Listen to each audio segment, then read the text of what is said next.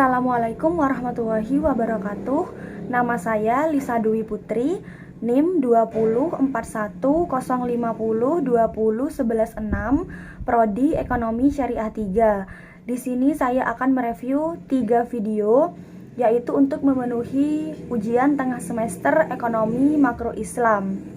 Langsung saja, yaitu video yang pertama, yaitu tentang pengantar ilmu ekonomi makro. Pengertian ekonomi. Ekonomi berasal dari bahasa Yunani, yaitu oikos dan nomos. Artinya rumah, dan nomos artinya aturan, tatanan, peraturan, dan hukum. Jika digabungkan menjadi pengelolaan manajemen rumah tangga. Definisi ilmu ekonomi. Ilmu ekonomi merupakan sebuah cabang ilmu yang membahas dan mempelajari tentang tingkah laku manusia dalam usahanya untuk mengolah segala sumber daya yang memiliki batasan penggunaan untuk mencapai sebuah tujuan tertentu. Pembagian ilmu ekonomi. Yang pertama, ilmu ekonomi deskriptif, yaitu kajian yang memaparkan secara apa adanya tentang kehidupan ekonomi suatu daerah atau negara pada suatu masa tertentu. Yang kedua, ilmu ekonomi terapan. Cabang ilmu ekonomi yang membahas secara khusus tentang penerapan teori ekonomi dalam suatu rumah tangga produksi. Selanjutnya, ilmu ekonomi teori. Ilmu yang membahas gejala-gejala yang timbul sebagai akibat perbuatan manusia dalam usahanya meningkatkan kesejahteraan. Ilmu ekonomi dibagi menjadi dua, yaitu ilmu ekonomi makro dan ilmu ekonomi mikro.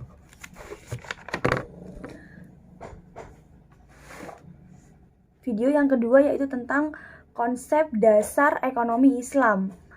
Yang pertama, pengertian ekonomi Islam.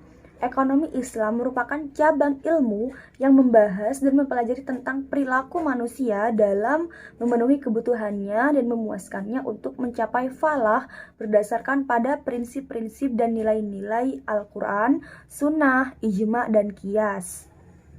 Dasar-dasar ekonomi Islam. Yang pertama, tauhid, keesaan Allah.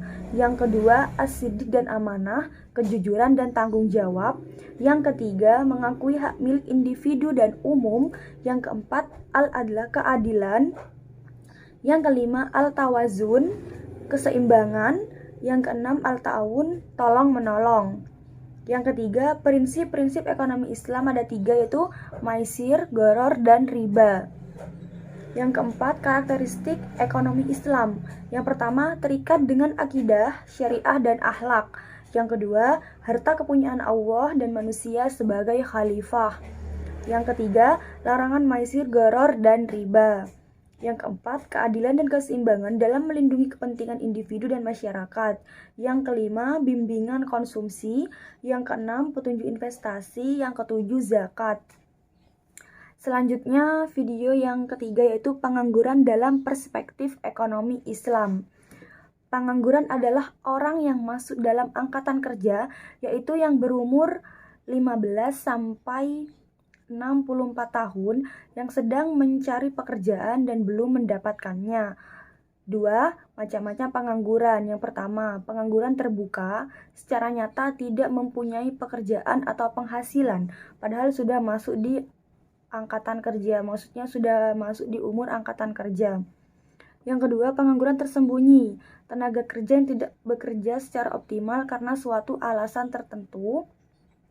Yang ketiga, pengangguran musiman, pengangguran yang terutama terdapat di sektor pertanian dan perikanan. Yang keempat, pengangguran setengah menganggur, ketika tenaga kerja yang tidak bekerja dengan maksimal dan memiliki jam kerja yang sedikit.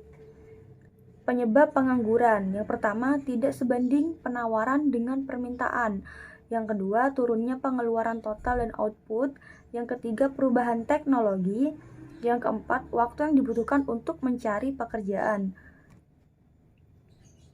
Pengangguran dalam ekonomi Islam itu ada 2, pengangguran jabariyah yaitu terpaksa. Yang kedua, pengangguran hiyariyah, pilihan. Yang kelima, solusi pengangguran dalam perspektif ekonomi Islam.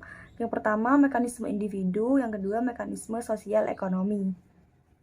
Demikian video review saya. Terima kasih. Wassalamualaikum warahmatullahi wabarakatuh.